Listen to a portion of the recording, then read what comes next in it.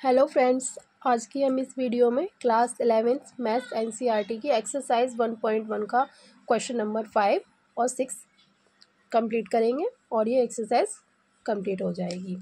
तो देखिए question number 5।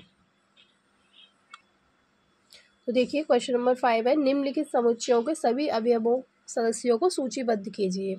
मतलब ये हमें समुच्चय निर्माण विधि में ये हमें दिया गया है और हमें इसमें रोस्टर फॉर्म में लिखना है कि इसमें कौन कौन से अवयव आएंगे इस सेट में। ठीक है, तो देखिए लिखते हैं अब हम। और रोस्टर फॉर्म और समुच्चय निर्माण विधि क्या होती है वो मैंने इससे पिछली वीडियो में बताया था। ठीक है, तो देखिए एक्स सच दैट एक्स एक विषम प्राकृत संख्या है। एक्स मतलब एक्स का मतलब होता है हमें जो यहाँ पर एलिमेंट्स लेने हैं, तो जो एक्स है वो एक विषम प्राकृत संख्या है। तो प्राकृतिक संख्या कहाँ से स्टार्ट होती हैं? 1 2 3 4 और उनमें से हमें विषम लिखनी है। तो विषम 1 3 5 7 9, ठीक है, एंड सो ऑन।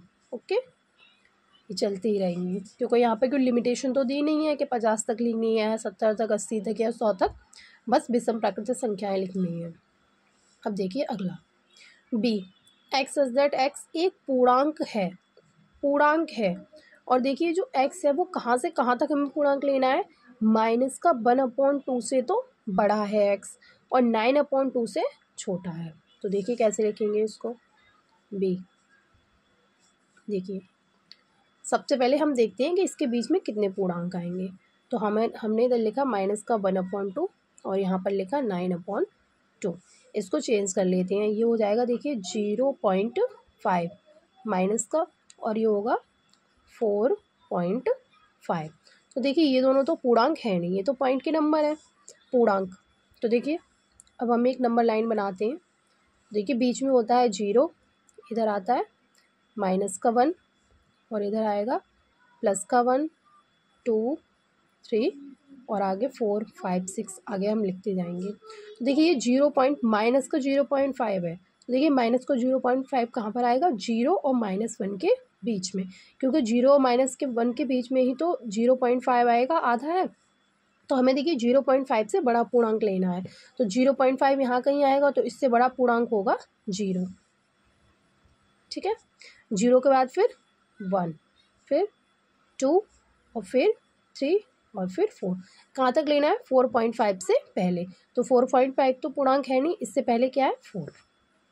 ओके, तो ये हमारा सेट बन गया, इसका आंसर ये हो गया।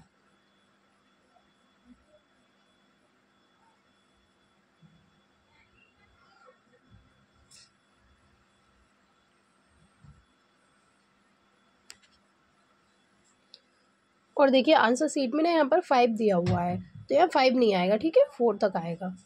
आगे देखिए एक्स सच दैट एक्स एक पूर्णांक है। अब देखिए एक्स एक यहाँ पे दिया है, एक्स एक पूर्णांक है, ठीक है, और ऐसा पूर्णांक लेना है जिसका हम स्क्वायर करें तो वो या तो 4 आए या फिर 4 से छोटा आए।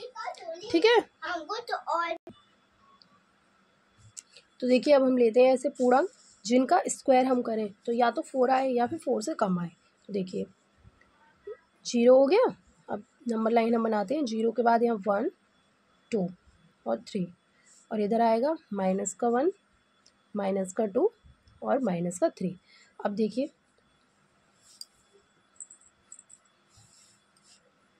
0, ठीक है, अब हमें पूर्णांक लेना है तो हम 0 भी ले लेंगे। अगर प्राकृतिक संख्या लेनी होती तो हम 1 से स्टार्ट करते। 0, तो देखिए 0 का स्क्वायर करेंगे तो 0 आएगा। 1 1 का स्क्वायर करेंगे तो 1 आएगा। 4 से कम रहा।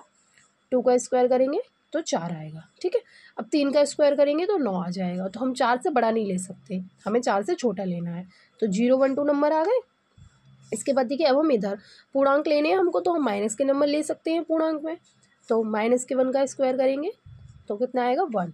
-2 का स्क्वायर करेंगे तो 4 आएगा। ओके, -3 का स्क्वायर करेंगे तो 9 आएगा। तो हमें 9 ले लेना, हमें 4 से छोटा लेना है या 4 लेना है। तो कौन कौन से नंबर्स आ जाएंगे इसमें? -2 -1 0 1 और 2। ठीक है, अब देखिए अगला x such that x loyal शब्द का एक अक्षर है। तो ये तो बहुत सिंपल है, इसमें कुछ नहीं करना, इसमें बस लॉयल शब्द के सारे अक्षरों को लिख देना है। तो L O, ठीक है, फिर Y फिर ए, और देखिए अब हम दोबारा एल नहीं लिखेंगे क्योंकि सारे जो भी अक्षर होता है उसको सिर्फ एक एक बार लिखा जाता है।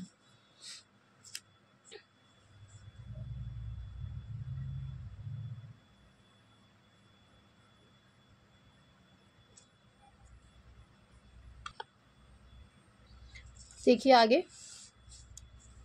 ये हमें एक सेट बनाना है। एक्स सब्जेक्ट एक्स वर्ष का एक ऐसा महीना है जिसमें 31 दिन नहीं होते हैं।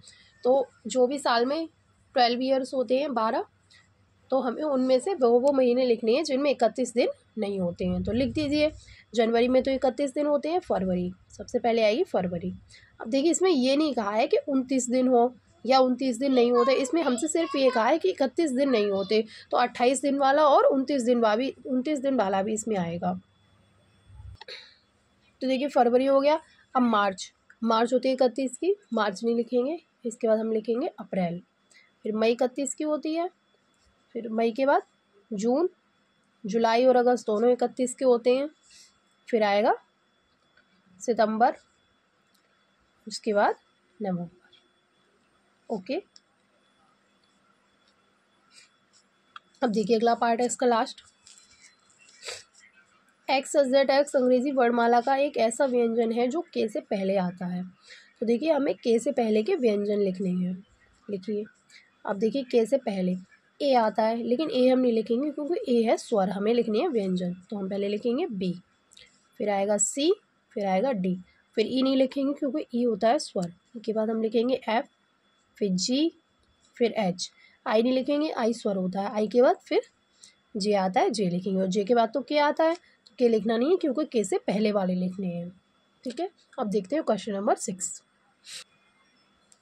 तो देखिए ये क्वेश्चन नंबर 6 है, इसमें हमें मैच करना है। इस एक्सरसाइज का लास्ट क्वेश्चन है, उसके बाद ये एक्सरसाइज कंप्लीट हो जाएगी।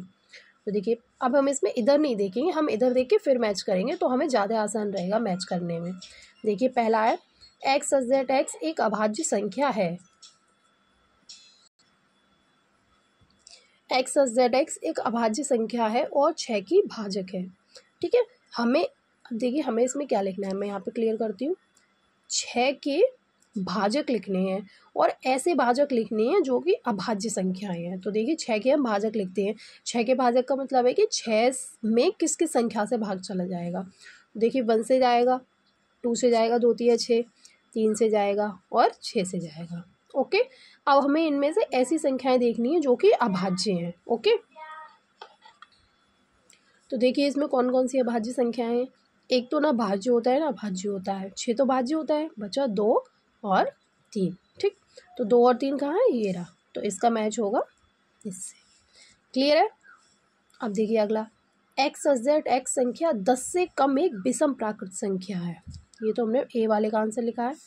बी वाला के देखिए, तो हमें क्या लिखना है, 10 से कम एक विषम प्राकृत संख्या लिखनी है। ठीक, तो 10 से कम विषम संख्या लिख लीजिए, 1 3 5 7 और उसके बाद आएगा 9। ठीक, तो देखिए कहाँ पर है ये वाला ऑप्शन, ये रहा 1 3 5 7 9। तो बी कहाँ जाएगा अपना, ये। ठीक, इसके बाद देखिए अगला, एक्स सब्जेक्ट एक्स एक प्राकृतिक संख्या है और 6 की भाजक है। अब हमें लिखनी है 6 की भाजक, और देखिए प्राकृतिक संख्या लिखनी है। ओके, अगर यहाँ पर पूर्ण संख्या बोला होता कि पूर्णांक लिखिए तो हम माइनस वाले नंबर्स भी ले लेते, लेकिन हमें प्राकृत बोला है इसलिए हम सिर्फ प्लस वाले नंबर लेंगे। तो देखिए हमें 6 के भाजक हमने यहाँ लिखे थे 1 2 3 6। अब ऊपर देखिए, ऊपर के क्वेश्चन में हमसे कहा था अभाज्य संख्या लिखनी है जो 6 की भाजक है, लेकिन इसमें हमसे कहा है कि सिर्फ 6 की भाजक लिखनी है। तो हम ये सारी संख्याएं लिखेंगे, तो कहाँ पर है, ये रहे। तो इसको हम इससे मैच कर देंगे। इसके बाद देखिए लास्ट बचा एक्स सब्जेक्ट एक्स मैथमेटिक्स शब्द का एक अक्षर है, तो हमें बस इसमें से अक्षर लिखकर एक एक बार लिखने हैं। एम लिख दिया, ये रहा, ए लिख दिया, टी एच ए लिख दिया। अब एम दोबारा नहीं लिखेंगे, ए दोबारा नहीं लिखेंगे, फिर लिखेंगे आई सी एस। ओके, तो इस तरह से हमारी एक्सरसाइज कंप्लीट हो गई, और इससे अगले वीडियो में हम इस 1.1 से पहले जो एग्जाम्पल्स दिए हैं उन्हें सॉल्व करेंगे। अगर समझ आया हो, वीडियो अच्छी लगी हो, तो वीडियो को लाइक करिएगा और चैनल को सब्सक्राइब करिएगा। Thanks for watching.